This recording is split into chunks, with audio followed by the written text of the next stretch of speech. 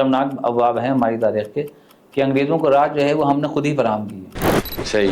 ہمارے پاس ہی وہ غدار تھے اور ہمارے بے شعوری نے یہ موقع دیا کہ ہم اس تاریخ دور تک پہنچے۔ تو کیا ہمارے ہاں کوئی ایسا یعنی کہ صاحب فکر ایسا نہیں تھا جو ان بکھری ہوئی ریاستوں کو، بکھرے تیروں کو ایک ترکش میں جمع کرتا؟ ہمیں ایک نواب ملتے ہیں سلطنت آصف جاہی کے، باغی شہزادے کے طور پر معروف ہیں وہ، اور انہوں نے جو ہے انگریزوں کے خلاف ایک بھرپور منتقمانہ کارروائی کے طور پر آزادی کی تحریک چلانے کے لیے کارروائی کا آغاز کیا، اپنی ملیٹنٹ ایکشن کا آغاز کیا۔ رضا الہی بخش جس نے بہادر شاہ ظفر سے غداری کی، اس کو جو حویلی دی گئی، ایک بڑی دلچسپ بات یہ ہے کہ آج بھی اس حویلی کو نمک حرام کی حویلی کے نام سے آتی ہے۔ نمک حرام؟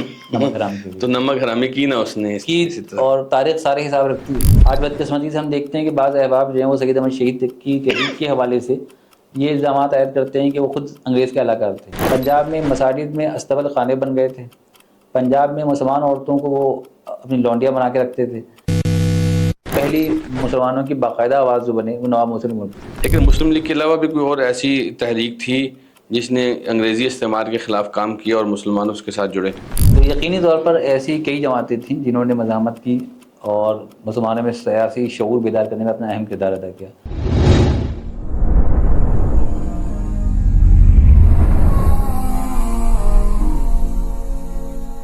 بسم اللہ والحمد للہ والصلاة والسلام علی رسول اللہ، اما بعد۔ محترم ناظرین و سامعین، آج الحمدللہ ہم سابقون انسٹیٹیوٹ کی جانب سے ایک اور پوڈ کاسٹ کے سیشن میں آپ کے ساتھ حاضر ہیں، اور خوش قسمتی کی بات یہ ہے کہ آج ہمارے ساتھ جو مہمان ہیں وہ بر صغیر پاک و ہند کے ایک نامور محقق، مورخ، مصنف ہیں، اور ایسے مصنف نہیں جو بسا اوقات غیر سنجیدہ یا غیر مفید تحقیقات میں خود کو اور اپنے قارئین کو اور اپنے ناظرین و سامعین کو الجھاتے ہیں، بلکہ میں سمجھتا ہوں کہ انتہائی فکری تربیت کرنے والے بہت کم ایسے مصنفین ہیں جن کی تصنیفات، جن کی تحقیقات امت کے لیے فائدے کا باعث ہوتی ہیں۔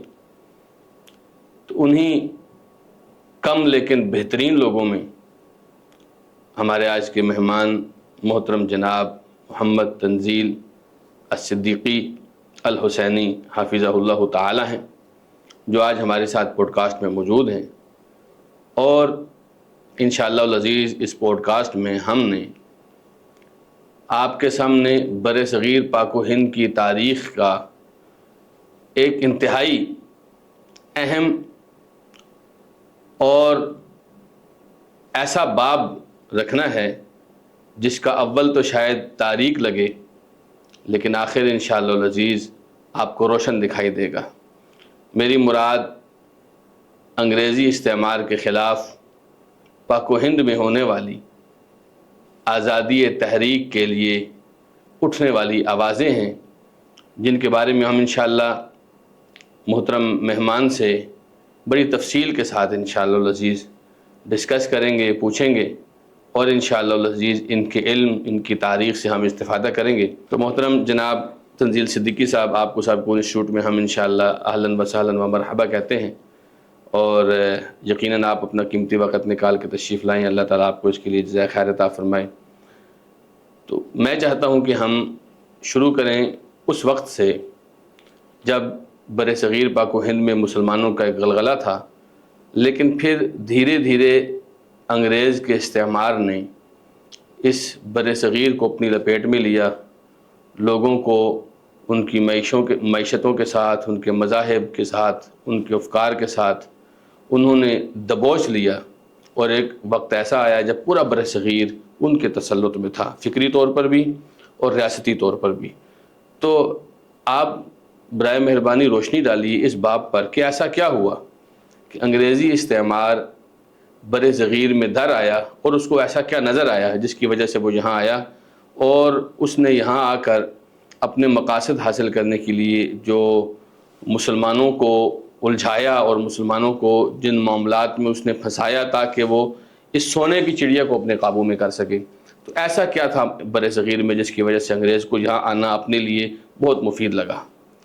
شکریہ جناب.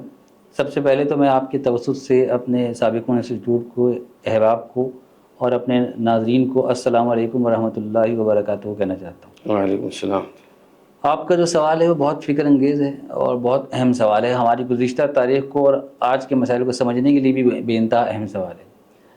آپ جانتے ہیں کہ بر صغیر کی جو طاقت تھی وہ معاشی لحاظ سے اس وقت کا سب سے بہترین اور بہت بڑی طاقت تھی. مغلوں کا عروج تھا اور ہندوستان کی جو جی ڈی پی تھی وہ اس زمانے میں پوری دنیا کی چوتھائی تھی، یعنی 25 سے 26%. اتنی بڑی معیشت. اتنی بڑی معیشت تھی. اور اس ظاہر اس معیشت کو جو دولت کا حریص طبقہ ہوتا ہے وہ حریصانہ نگاہوں سے دیکھتا ہے. سن 1600 میں ایسٹ انڈیا کمپنی کا قیام عمل میں آیا تھا. اچھا، میں یہ بھی عرض کروں کہ ایسٹ انڈیا کمپنی کئی ایک تھی. برطانوی بھی تھی، ہالینڈ کی بھی تھی، ڈنمارک کی بھی تھی، فرانس کی بھی تھی. یہ کچھ وقتوں سے قیام ان کا عمل میں آتا رہا. سب سے پہلی جو ایسٹ انڈیا کمپنی تھی وہ برطانوی تھی، جس کا قیام 1600 میں عمل میں آیا تھا. اچھا. اور 1600 میں وہ اس کو ہندوستان میں تجارت کا پروانہ ملا تھا. صحیح. تو وہ بہرحال ہندوستان آئے اور انہوں نے یہ بڑی قابل غور بات ہے کہ ایک تاجر جو تجارت کی غرض سے آیا اس نے آخر کو ہندوستان پہ قبضہ کر لیا. یہ دنیا کی تاریخ میں ایک انوکھی مثال ہے. اور ہمارے ایسا لیے نہیں تھا اس کہ وہ میں تاجر جو تاجروں کے بھیس میں آئے تھے اصل میں وہ قبضہ گروپ ہی تھا. یقینی طور پر، لیکن بہرحال یہ ایک انوکھی مثال تو ہے جی. کہ اس نے بجائے میدان حرب کا راستہ اختیار کرنے کے لیے معیشت کا راستہ اختیار کیا. اچھا، ایسٹ انڈیا کمپنی نے کہہ سکتے ہیں کہ انسانی تاریخ میں سب سے پہلا کارپوریٹ کلچر اسی نے انٹروڈیوس کروایا دنیا میں. اچھا. اور ایک یہ سلسلہ شروع ہوا، معیشت کا غلبہ ہوا. معیشت کو اس نے بطور طاقت کا استعمال کیا. تو جو شیئرز کا کاروبار کہتے ہیں نا، شیئرز کے جو پہلی پرائز بانڈ تیار کیے گئے، شیئرز بیچے گئے، یہ بھی انہی کمپنیوں کی توسط سے ہوا تھا شروع میں. صحیح. تو بہرحال ایسٹ انڈیا کمپنی نے کسی نہ کسی طرح مغلوں سے یہاں پہ تجارت کی اجازت حاصل کی مختلف مقامات پہ. ولندیزی پرتگالی بھی آئے، آپ کو پتہ ہی ہے. تو ممبئی میں، کلکتہ میں، ان مقامات پہ ان کے مراکز بنے. جنوبی ہند میں بنے.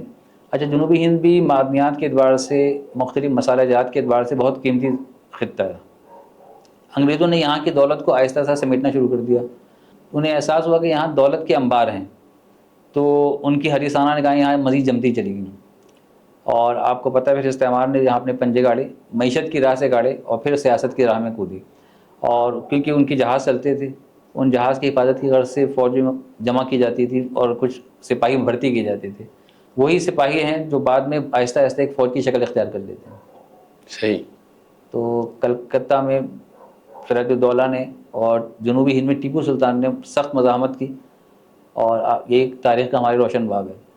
لیکن آپ کو پتہ ہے کہ سراج الدولہ کو اور ٹیپو سلطان دونوں کو اپنوں ہی کی غداری کا سامنا کرنا پڑا. شیخ، یہاں پہ ہم رک کے تھوڑا سا، میرا ایک اشکال ہے وہ یہ کہ کیا انگریزوں نے جو تجارتی لبادے میں آئے تھے ان کو یہ ضرورت محسوس ہوئی کہ ہم تجارت کے ساتھ اسلحہ بھی لے کر جائیں؟ اگر وہ یہاں کے خزانے لوٹ ہی رہے تھے اور وہ یعنی کہ اندھا دھند ان کو حاصل ہو رہے تھے تو ان کو پھر یعنی حربی راستہ اختیار کرنے کی کیا ضرورت پیش آئی؟ یا پھر ان کو کوئی ان کی اس چال کو کچھ سمجھنے والوں نے سمجھا اور تب انہوں نے ان کی مزاحمت کی اور پھر ان کو ایک راستہ چھوڑ کے جو تجارتی راستہ جس پر وہ آئے تھے اس کو چھوڑ کر ساتھ میں دوسرا راستہ بھی اختیار کرنا پڑا؟ کیا کوئی ایسی مزاحمت تھی ایسے اہل فکر کی جو ان کے استعمار کے در اندازی پر وہ ہوشیار ہو چکے تھے؟ ایسی بھی کوئی بات تھی؟ اچھا، یہ تقریباً کہا جائے تو دونوں باتیں تھیں. اچھا. وہ اس طرح کے جب جہاز چلتے تھے ان کے سمندروں پر تو ظاہر ہے اس کی حفاظت کے لیے بھی بحری قزاق بھی آپ کو پتہ ہے جی. ہوا کرتے تھے اس زمانے میں. تو سپاہی کی ضرورت ان کو تھی. جی بالکل. ایک تو یہ بات تھی. دوسری بات یہ کہ جب یہ آہستہ آہستہ ان کی حرص بڑھتی چلی گئی تو ظاہر یہ مقامی مزاحمت بھی ہوئی. مقامی تاجروں نے بھی مزاحمت کی سب سے پہلے.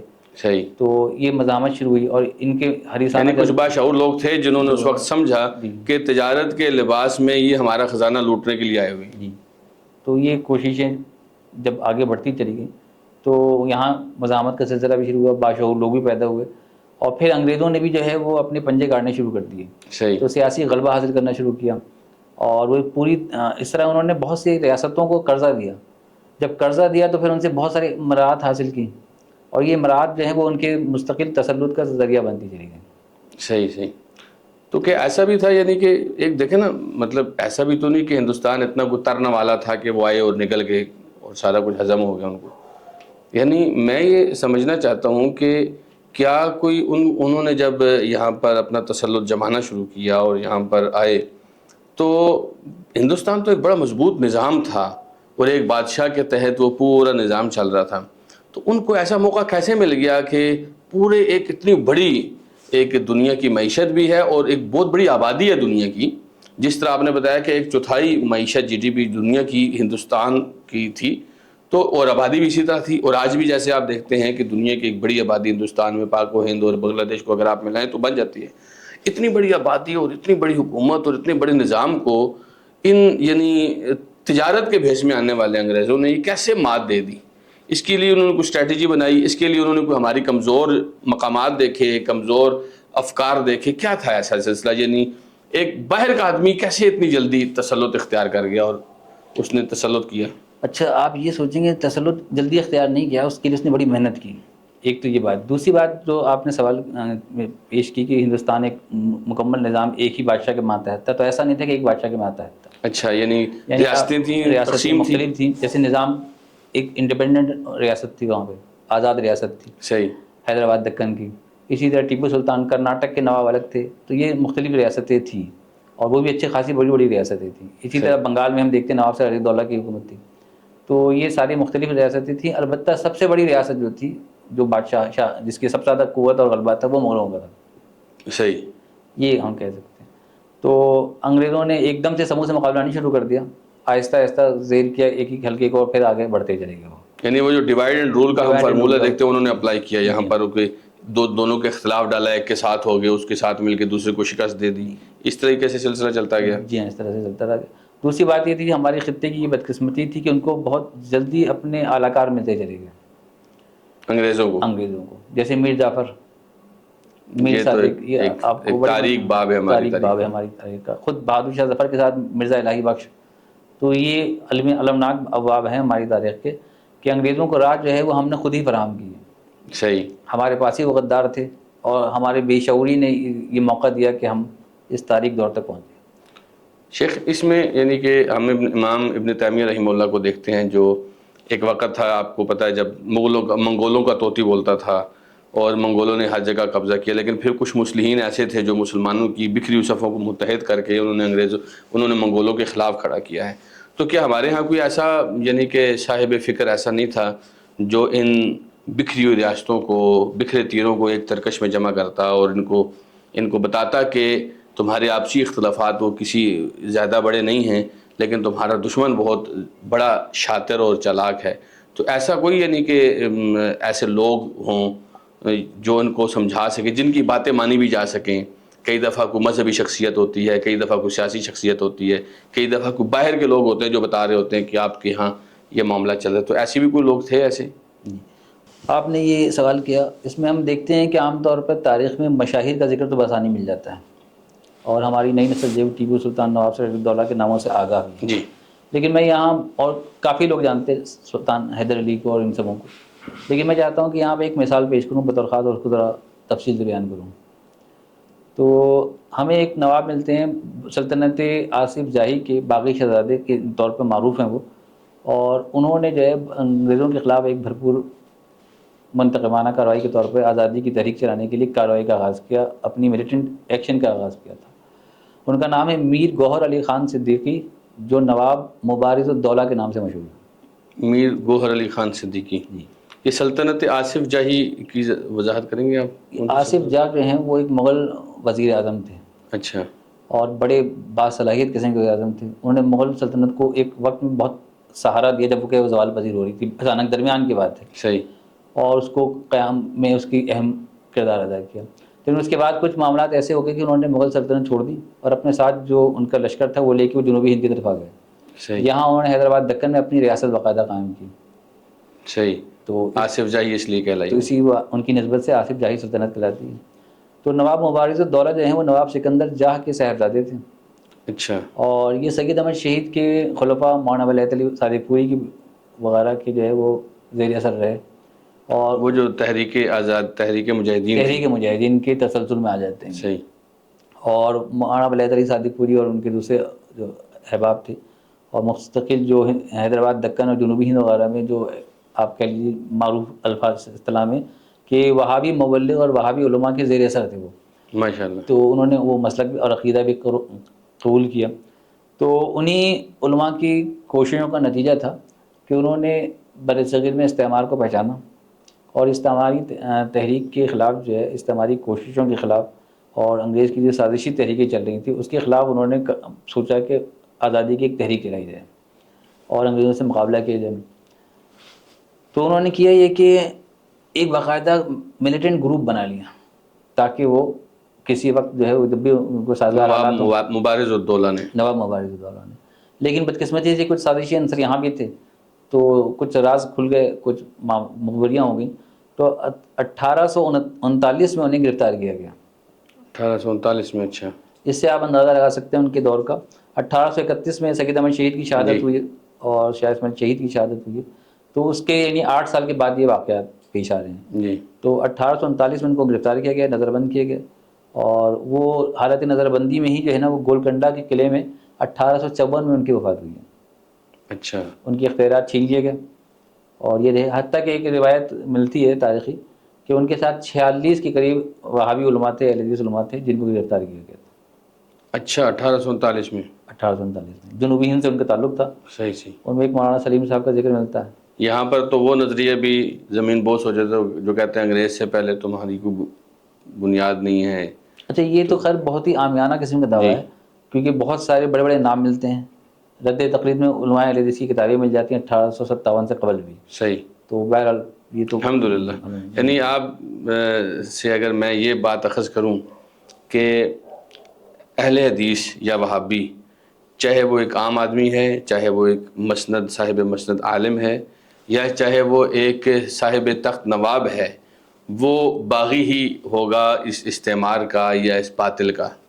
اصولی طور پہ فکر اور نظریہ تو یہی کہتا ہے. جی. اور اس زمانے میں اس کی ہمیں روشن مثالیں ملتی بھی تھیں. الحمدللہ. انہوں نے جد و جہد کی مختلف. سید احمد شہید کی تحریک کے ساتھ بھی بہت بڑی تعداد آپ دیکھتے ہیں مجاہدین کی ہے.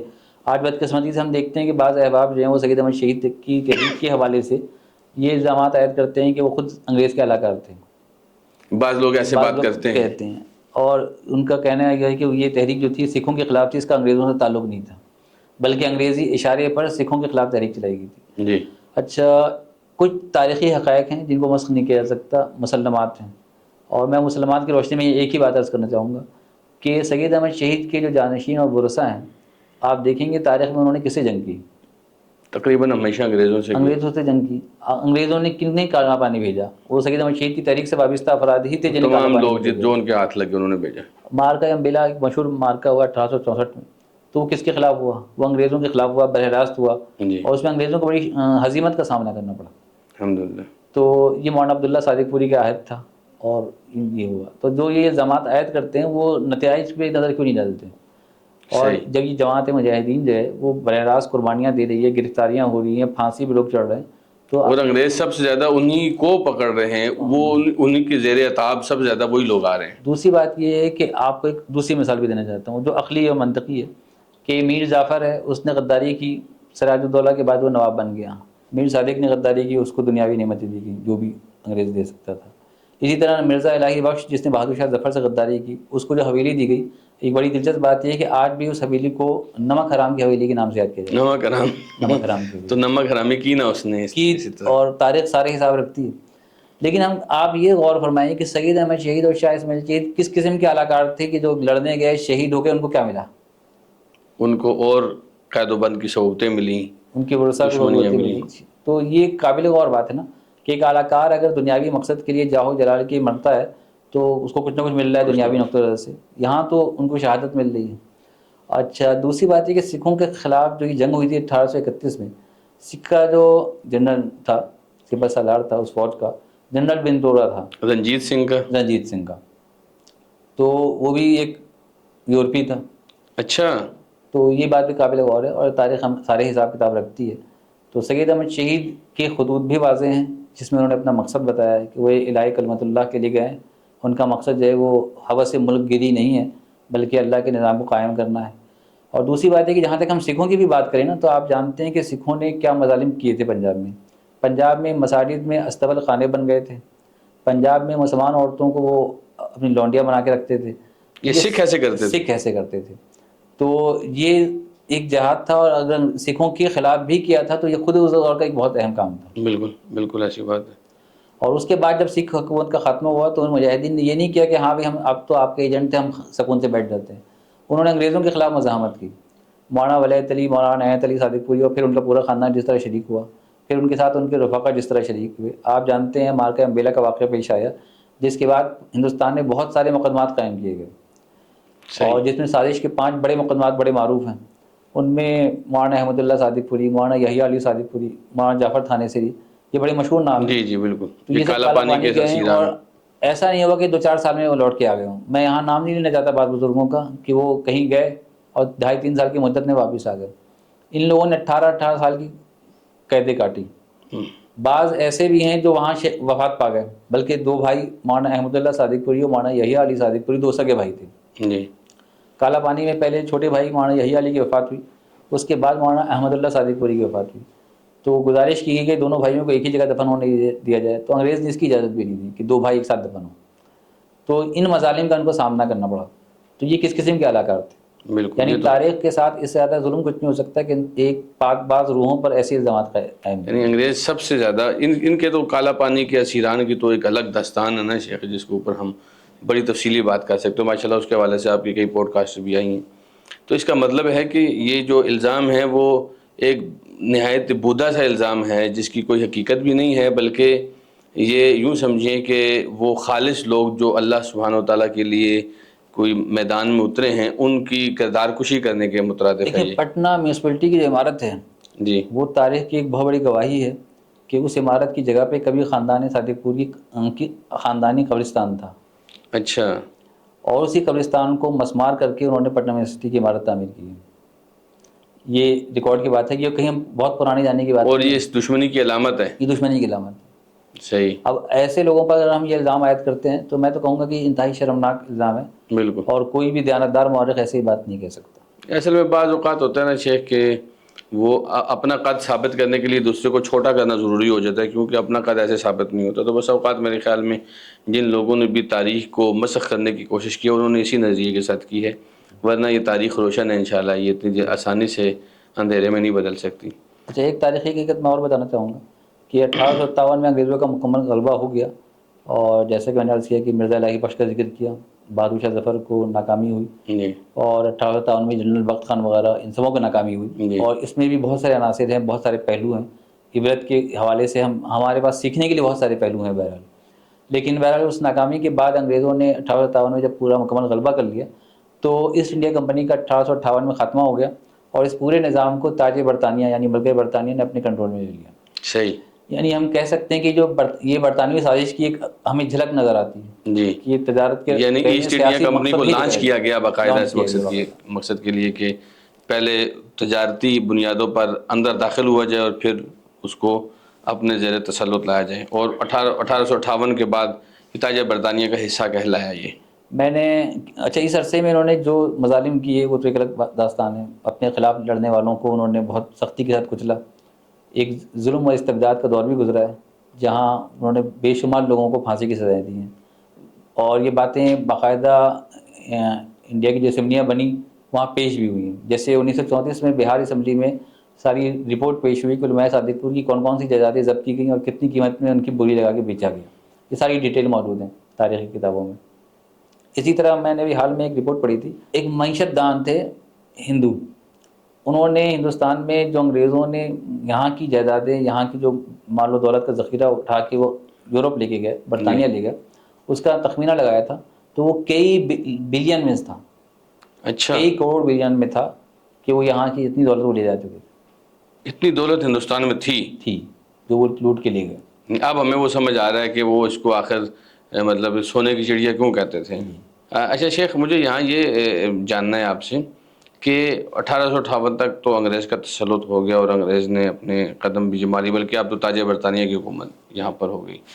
اس کے بعد یعنی اس دوران بلکہ آپ مجھے یہ بتائیے کہ آپ نے علماء صادق پور کا تذکرہ کیا، آپ نے مبارز الدولہ کا تذکرہ کیا، اور بھی کئی مزاحمت کاروں کا تذکرہ کیا آپ نے، تو کیا اس میں یعنی اس تحریک میں جو انگریزوں کے استعمار کے خلاف ایک اٹھی اور لوگ خلاف ہوئے، اس میں مسلمانوں کے ساتھ ہندو بھی شامل تھے یا ہندوؤں کا کردار الگ تھا؟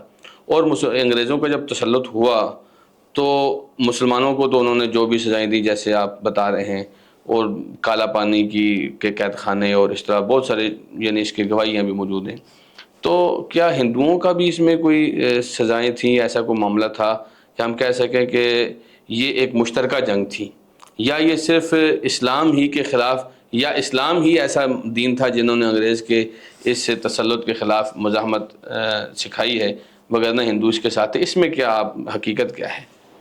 دیکھیں، جب کسی استعماری طاقت سے مقابلہ ہوتا ہے تو وہ دو طرح کے جذباتوں کے ساتھ ہوتا ہے. ایک تو ہم کہہ سکتے ہیں کہ اسلامی، اگر مسلمان وہاں پر ہیں تو اسلامی جذبات کا دخل جی ہو جاتا ہے. دوسرا ایک قومی جذبات ہوتے ہیں. جی اچھا، قومی جذبات کی حقیقت کی ہم نفی نہیں کر سکتے. صحیح. مثال کے طور پر 1857 میں جنگ ہوئی ہے، اس میں بہت سارے ہندو بھی شریک تھے، اور اس میں قومی جنگ تھی، اس میں بہت سارے ہندوؤں نے اپنے جذبے کے ساتھ مقابلہ کیا. مثال کے طور پہ جھانسی کی جو رانی ہے وہ ہندو ہی تھی، اور اس نے بڑی مردانہ وار مقابلہ کیا، یعنی کہ وہ بہادری میں اس کی ایک اعلیٰ مثال تھی. اچھا. اسی طرح ہم بھگت سنگھ کو دیکھتے ہیں، یہ تو بات کی شخصیت ہے، تو یعنی ہندو مزاحمت کار بھی آخر وقت تک رہے ہیں. صحیح. تاہم میں آپ کو عرض یہ کرنا چاہوں گا کہ 1857 میں کیونکہ ہندو اور مسلمان دونوں نے مل کے مقابلہ کیا جی. اور بڑی بھرپور قوت کے ساتھ کیا، انگریزوں نے یہ جو سلطنت چھینی تھی یہ مسلمانوں سے چھینی تھی. مسلمانوں سے چھینی، بالکل. اور مسلمان حکمران تھے یہاں پہ، چاہے وہ کہیں پہ بھی آپ کو نظر آئے، بنگال میں، جنوبی ہند وہ میں، ریاستی بنیادوں پر ہوں یا اجتماعی بنیادوں پر ہوں. اکثریت وہ مسلمانوں کی جی. ریاست تھی. اکا دکا کچھ ہندو ریاستیں بھی تھیں، اور اصولی طور پہ اگر ان کو جاتے ہوئے دینا تھا تو وہ مسلمانوں کو دینا چاہیے تھا. جی. لیکن انہوں نے ڈیوائڈ اینڈ رول کی پالیسی کی، ہندوؤں کو الگ کیا اور مسلمانوں کو الگ کیا. ہندوؤں کو مواقع دیے، تعلیم کے مواقع دیے، اور دوسرے مواقع دیے، سرکاری سطح پہ آگے بڑھانے کی کوشش کی. تو بہرحال میں یہ کہنا چاہتا ہوں کہ مزاحمت کاروں کی جو تعداد تھی 1857 کے بعد، وہ مسلمانوں میں بڑھتی چلی گئی، ہندوؤں میں کم ہوتی چلی گئی. اچھا، ہندو تعلیم کے میدان میں آ گیا ہے، سماجی میدان میں آ گئے، معاشرتی میدان میں آ گیا ہے. تو آپ کو پتہ ہی کانگریس کا قیام عمل میں آیا. کانگریس جو ہے وہ 1885 کے لگ بھگ قائم ہوئی. جی. اس میں ہندو مسلمانوں کا متحدہ نعرہ لگایا گیا تھا، لیکن ظاہر ہے ہندو اس میں بہت بڑی تعداد میں تھے. صحیح. مسلمانوں کی بھی تعداد تھی لیکن نسبتاً کافی کم تھی. تو ہندوؤں کو انہوں نے ایک سیاسی قوت کے طور پہ، جو پورے ہندوستان کے سیاسی قوت کے طور پہ ابھارنے کی کوشش کی. صحیح. تو وہ ابھرے، اور بہرحال ان کی اپنی خدمت ہے اپنے طور پر، لیکن میں کہوں گا کہ وہ مزاحمت کی دنیا سے دور ہوئے. اور پھر جاتے جاتے انگریز نے جو ہے وہ ہندوؤں کو اسی سطح پہ رکھا جس طرح طرح مسلمان تھے، یعنی دو قوموں کی حیثیت سے دیکھا انہوں نے، اور دونوں کو تقسیم کر کے اور ملک تک تقسیم کر کے چلے گئے. یعنی آپ یہ کہنا چاہتے ہیں کہ جو کانگریس ہے، اگر اس نوعیت میں دیکھا جائے تو کیا مسلمان اس اتفاقی نہ رہ کے جھانسے میں آئے تھے کہ کانگریس جو ہے وہ مسلمانوں اور ہندوؤں دونوں کے لیے کام کرے گی، اور مسلمان بھی اس میں شریک ہوئے؟ اگرچہ ہندو تعداد کے لحاظ سے زیادہ تھے، لیکن لازمی بات ہے انگریز سے چھٹکارا تو دونوں کا مشترکہ مفاد تھا، تو مفادات تو دونوں کے مشترکہ تھے، لیکن اس کے باوجود کانگریس نے کام ہندوؤں کے لیے کیا. تو ایسا تو نہیں تھا کہ ہندوؤں کے جو مذہبی مقاصد تھے وہ کانگریس سے حاصل کرنا مقصد تھا، اور اسی لیے مسلمان پہ دل برداشتہ ہوئے، اور بعد میں انہوں نے کانگریس سے علیحدگی اختیار کر کے مسلم لیگ بنائی تھی؟ آپ کا سوال بہت اہم ہے، اور میں آپ کو عرض کروں گا کہ جو کانگریس ہے یا اس طرح کی جو سیاسی تحریکیں پنپتی ہیں یا ان کو پروان چڑھایا جاتا ہے، اس کی کوئی ایک سبب نہیں ہوتا، اسباب کئی ایک ہوتے ہیں. جی. صحیح. مثال کے طور پہ کبھی ایک سیاسی پہلو ہوتا ہے، مذہبی پہلو ہوتا ہے، اور کچھ سازشی پہلو بھی ہوتے ہیں. تو مثال کے طور پہ کانگریس جب قائم ہوئی تو اس کا ایک سیاسی پہلو تو یہ تھا کہ ہندوؤں کو مسلمانوں کے تسلط سے باہر نکالا جائے، کیونکہ اچھا. مسلمانوں نے 800 سال یہاں حکمرانی کی تھی جی. اور ہندو یہاں ہماری ریت تھے. تو ان کو باہر نکالنے کے لیے ان کو سیاسی شعور دے کے آگے بڑھایا گیا. آپ سوچیں کہ مسلمانوں سے پہلے ان کی سیاسی جماعت بن رہی ہے، جی. جبکہ وہ آخر کون بنا رہا ہے اور کون ان کو یہ شعور دے رہا یعنی ہے؟ وہ کسی ایجنڈے پر کام کر رہے ہیں. ہم براہ راست یہ نہیں کہیں گے سب کے لیے، لیکن بہرحال کہنے کا مقصد یہ ہے کہ ایک پہلو یہ بھی ہے. صحیح. اور تاریخ دان جو ہے وہ اس پہلو پہ غور و فکر کر سکتے ہیں. صحیح. دوسرا مذہبی پہلو یہ ہے کہ جب ان میں غلبہ ہندوؤں کا ہوگا تو ظاہر ہے اس کے مقاصد، اس کی پالیسی ہندوؤں کے مطابق کی جاتی ہوں. جی. ایک دوسری یہ فطری بات بھی ہے. للاکثر حکم الکل. جی. یہ والا. تو دوسری بات یہ رہی کہ جب یہ آگے چلا اور اس نے اتحاد ملت کے باوجود جب مسلمانوں کی اس طرح رہنمائی نہیں کی یا مسلمانوں کی کاز کو اس طرح آگے نہیں پیش کیا، ان کے مقاصد سامنے نہیں رکھے، تو ظاہر ہے ضرورت پڑی کہ ہم سیاسی طور پہ جو ہے وہ بے آواز نہ رہیں، ہماری اپنی بھی آواز جمع ہوں. صحیح. تو سب سے پہلی جو کوشش تھی میمورنڈم کے طور پر، میں یہاں ایک بڑی دلچسپ بات عرض کرنا چاہوں گا.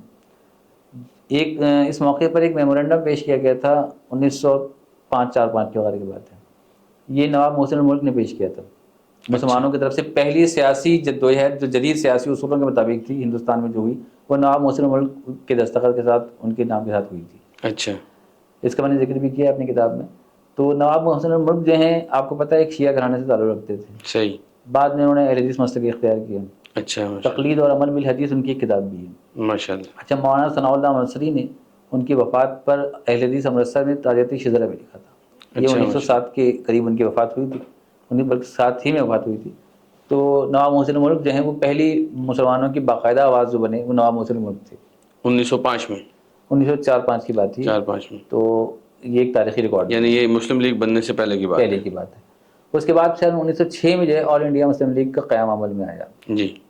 اور اس میں بھی ہم دیکھتے ہیں کہ مختلف لوگ شریک رہے اور مشترکہ مسلمانوں کی ایک پلیٹ فارم بنا، جی. جس نے تحریک پاکستان میں ایک نمایاں کردار ادا کیا. اچھا شیخ، یہ بتائیں کہ مطلب مسلم لیگ تو بنی، لیکن مسلم لیگ کے علاوہ بھی کوئی اور ایسی تحریک تھی جس نے انگریزی استعمار کے خلاف کام کیا اور مسلمان اس کے ساتھ جڑے؟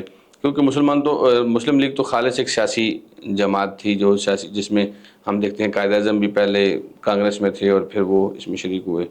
تو کیا اس کے علاوہ بھی کوئی ایسی تحریک چل رہی تھی جس نے مسلمانوں کے جذبات کو انگریزوں کے استعمار کے خلاف استعمال کیا ہے؟ یقینی طور پر ایسی کئی جماعتیں تھیں جنہوں نے مزاحمت کی اور مسلمانوں میں سیاسی شعور بیدار کرنے میں اپنا اہم کردار ادا کیا. آپ جانتے ہی ہیں آل انڈیا مسلم لیگ کا قیام جو ہے 1906 میں عمل میں آیا. دلچسپ بات ہے 1906 میں ہی آل انڈیا حدیث کانفرنس کا قیام بھی عمل میں آیا تھا. ماشاء اللہ. پھر ہم دیکھتے ہیں جمعیت علماء ہند کا 1919 میں قیام عمل میں آیا. 1919 میں تحریک خلافت چلی، خلافت کمیٹیاں قائم ہوئیں. اس نے بھی بر صغیر میں سیاسی شعور بھی دیا اور مزاحمت بھی کی انگریزوں کے خلاف. 1929 میں مجلس احرار اسلام کا قیام عمل میں آیا. تو یہ ساری سیاسی جماعتیں تھیں جنہوں نے انگریزوں کے خلاف اپنا کردار ادا کیا. اچھا، اسی دوران جو ہے مزاحمت کار ملیٹنٹ گروپ بھی موجود رہے، جیسے سید احمد شہید کی جو باقیات تھی، چاہے وہ کتنی ہی کمزور ہو گئی ہو لیکن بہرحال اس کا اپنا ایک وجود رہا ہے ہمیشہ سرحد میں. اسی طرح آپ نے کاکوری کیس کا نام سنا ہوگا.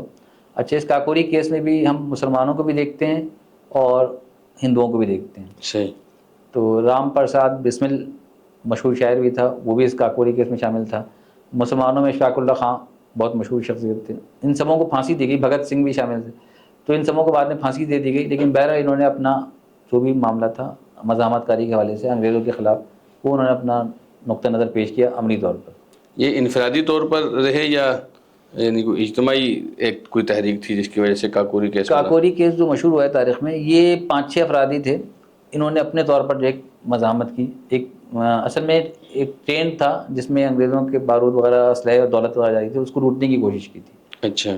تو بہرحال اس میں بعد میں وہ گرفتار ہوئے سارے اور ان کو جو ہے موت کی سزا ہوئی. الحمدللہ، ماشاء اللہ. شیخ، آپ کی اس گفتگو سننے کے ساتھ لگتا ہے ایسے کہ ہم اس کو ختم نہ کریں اور اس کو جاری رکھیں، لیکن چونکہ وقت تقاضا کرتا ہے کہ ہم اس کو اپنی یہیں پر مکمل کریں اور اس طرح کی ایک اور مجلس بھی ہم قائم کریں جس میں ہم مسلم لیگ کی جو تحریک آزادی کی کاوشیں ہیں، کوششیں ہیں، اور اس مسلم لیگ میں شامل ہونے والے یا الگ رہنے والے جو مسلم زعماء ہیں ان کی اس میں کیا کوششیں ہیں اس کے اوپر بات کریں. تو انشاءاللہ اگلی مجلس میں ہم اس کے اوپر بات کریں گے. آج یہیں پر ہم اپنے ناظرین سے اجازت لیتے ہیں انشاءاللہ. بارک اللہ فیکم.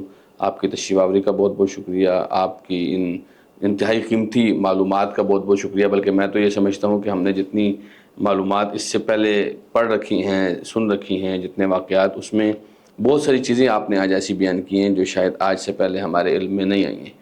تو اللہ تعالیٰ آپ کو جزائے خیر دے. اللہ سبحانہ و تعالیٰ ہمارے ان اسلاف کو جزائے خیر دے جنہوں نے استعمار کے خلاف، جنہوں نے باطل کے خلاف سینہ تان کر کوشش کی، کاوش کی. بارک اللہ فیکم، جزاکم اللہ خیرا، وآخر دعوانا ان الحمد للہ رب العالمین.